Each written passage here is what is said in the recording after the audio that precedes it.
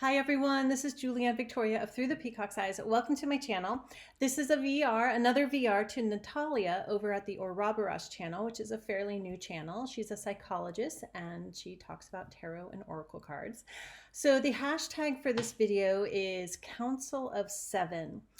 And I've picked out 7 decks here that I personally feel are, I want to say, personalities that I would want in my council of advisors, basically. So these are decks I do work with a lot personally. One of them I work solely personally with. I have not yet used it with clients. I may someday. But let's get going. So here's my council. Oh, I also want to mention Natalia did a follow-up video, which she just posted this morning that I saw.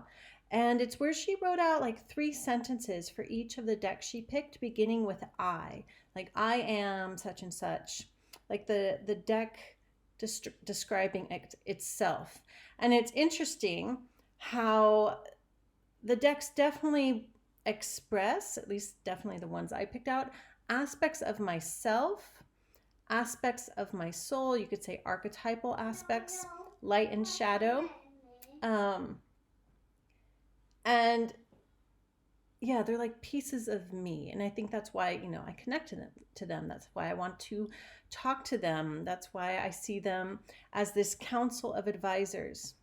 Okay, so the first deck here, this is the one I use solely for myself thus far. I don't know if I will use it with clients in the future, but it's the Mythologia Fennica Tarot. I do have the English version, and it's the guidebook that's very significant for me, as well as the cards and the images, though I will say this is not my favorite artwork.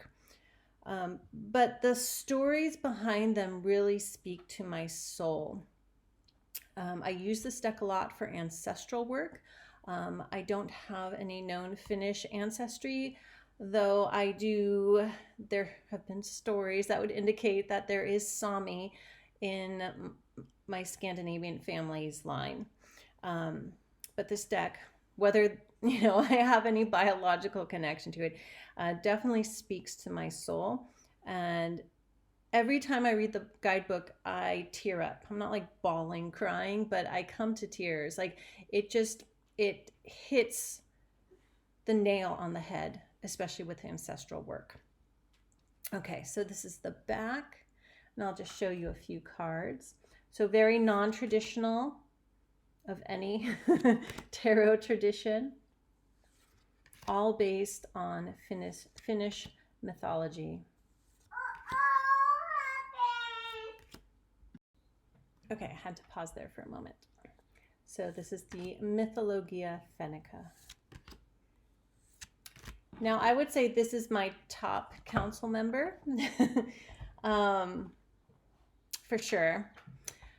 And the rest are not in any particular order. I'm just going to go with what I have laid out here. Okay, so the next deck I'll talk about, next council member, is the Marielle Tarot. And I will do the exercise that Natalia talked about in the video this morning. I haven't done it yet, where the decks are I am, just to see what actually comes out. I mean, I have an idea in my head right now why these are in my council. But I'm curious to see what comes out. I'm going to do it sort of like as an automatic writing session. Okay, so Marielle, the backs, very shiny cards. I love the imagery in this deck. It's based on, like in the guidebook, she kind of goes from one mythology or spiritual system and so on to another. Jumps all around. I love this High Priestess. This is the first edition. I also have the second edition where the High Priestess has been changed, but I love this one. And yeah, I can go into these images very easily. They speak to me loud and clear in layered ways. That's what I want to say. Okay, so this is our Marielle Tarot. The next deck here is the Sacred India Tarot. Now this deck speaks to past lives. I know I've had probably many past lives in ancient India, I don't think it was called India back then, right? It's like thousands of years ago, not hundreds. It's like very old energy feeling. And much of that came to me when I was intensively studying yoga 10, 15 years ago, 5, 10, yeah, a while ago. Yoga is still a part of my life. I'm just not, I'm too busy. I have a 2-year-old. I'm not practicing every day, at least not the asana practice. But in other ways, I'm practicing every day. So here we have Sacred India Tarot. It does include the story of the Buddha. The guidebook for this is excellent. If you want to study Hindu mythology and you love tarot, this is a great deck. The guidebook is very, very thorough in going through it. So this deck just, it speaks to old parts of my soul. Much spiritual wisdom in it. Okay, so that is our Sacred India Tarot. Next, we have Tarot of the She. So this is, I would call this a fae or fairy deck, very nature-based, and the elements speak very strongly to me through this deck. So here we have the back. It also touches me both ancestrally, I am mostly Celtic, and soul ancestry, so past life. So here, you know, with this deck, I feel I can speak directly with the realm of the she or the fae and with the elements. You can see the cards have been renamed. Maker is earth energy. The minors have been renamed.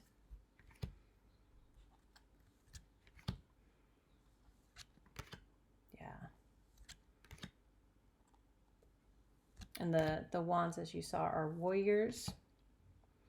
And I always feel like it's the spiritual warrior speaking through this deck. So that's probably an archetype, an archetypal energy that I connect with easily with this deck, that I seek counsel and advice with. Okay, the next one, so this is number 5, is a fairly new deck to me, the Pholarchos Tarot. I've talked about this in, I think, one of my fall deck videos, I think. So the artwork in this was based off the creator's dreams. And as you probably know, I love the dream realm, dream world, whatever you want to call it, exploring the subconscious and the psyche. So that's the backs. Now, some of the cards are very detailed. There is some writing on the cards. These are larger cards, but the writing is still pretty tiny. That's quite the devil card. And even though it's based on the creator's dreams, I can tap into those messages, not her dreams, right? But the artwork really conveys a lot of guidance, a lot of information. And as you can see, like the aces are black and white. Oh, we have 3 in a row here. As are the, what would be the knight cards. They're called trails in this deck. So you can see some of the writing. And it's the writing. There's like one word, if I lay out a spread, that really jumps out. That is, you know, the guidance I need, the answer I need, whatever that may be that I'm seeking. And I have also been using this deck a lot for my own healing concerning family and ancestral energy. Okay, so that is the Pholarchos Tarot. The next one, this one also speaks to, I guess because I've been doing so much ancestral work, there is a lot of ancestral energy here, but it's really about me understanding who I am, who this physical being is, and who the soul that's inhabiting this vessel is as well. So ancestral work and past life work overlaps quite a bit for me. And I've been doing, I've been diving deeper and deeper into that over the last few years. And it's been just a big part of me really coming into my own identity and being. Yeah.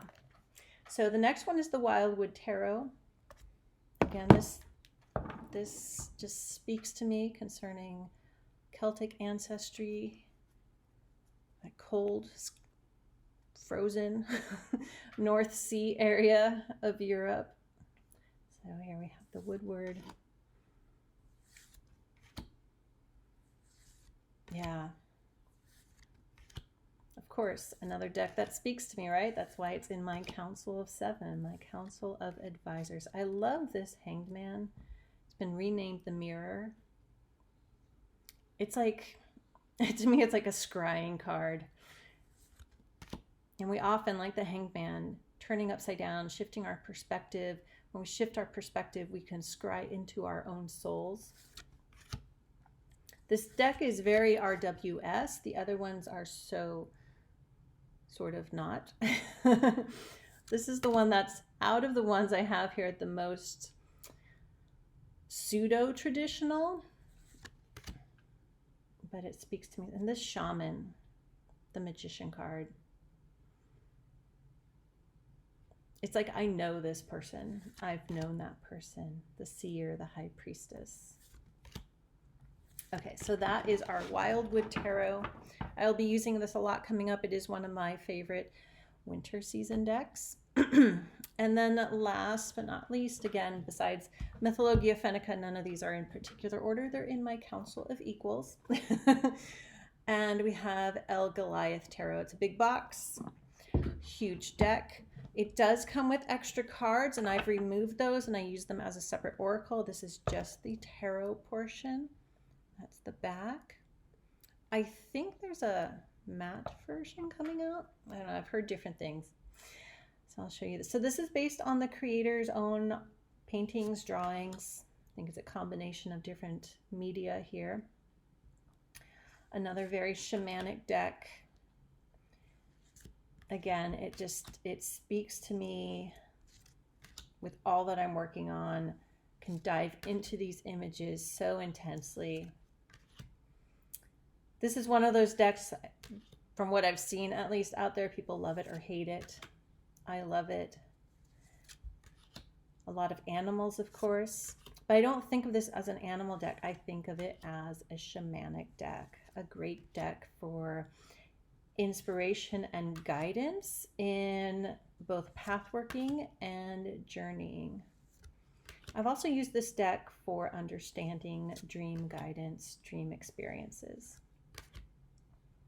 Yeah, just a very powerful deck for me. Okay, so that is my Council of Seven. There's also a hashtag 7 guides for Oracle decks. I've picked them out. I may be able to record it right after this. We'll see if baby allows. But that is my Council of 7. Thank you for watching. Hop on this hashtag. If you have a Council of 7 advisors, or even if you only have a Council of 3, if you don't have that many decks, do you have a Council of advisors among your tarot decks? And yeah, I'm excited to do sort of the writing exercise that Natalia recommended. Okay, all right, thank you again. Thank you for liking, sharing, subscribing, and I'll see you back here soon.